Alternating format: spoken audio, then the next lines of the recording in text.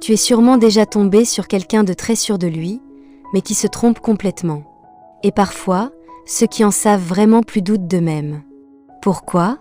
C'est là qu'entre en jeu l'effet Dunning-Kruger, un phénomène psychologique aussi troublant que fascinant.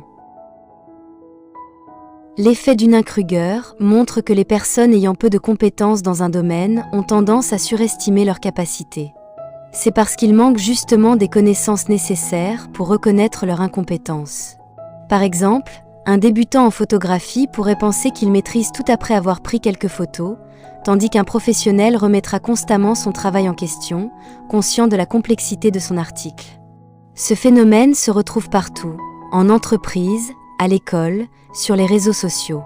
Ceux qui parlent le plus fort ne sont pas toujours ceux qui ont raison. Un autre aspect frappant de l'effet Dunning-Kruger est qu'il peut fausser les prises de décision collectives. Dans un groupe, une personne peu compétente mais très confiante peut facilement influencer les autres, même si ses idées sont erronées. Cela se produit souvent dans les réunions ou les débats publics, où l'assurance passe parfois avant la compétence réelle. Prenons le cas d'un projet d'équipe, un membre sûr de lui propose une solution bancale, mais comme il s'exprime avec certitude, il convainc le groupe.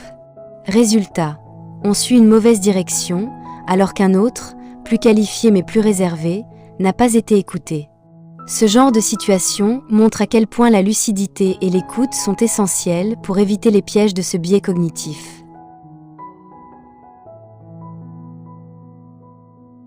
L'effet Dunning-Kruger nous rappelle qu'il faut faire preuve d'humilité.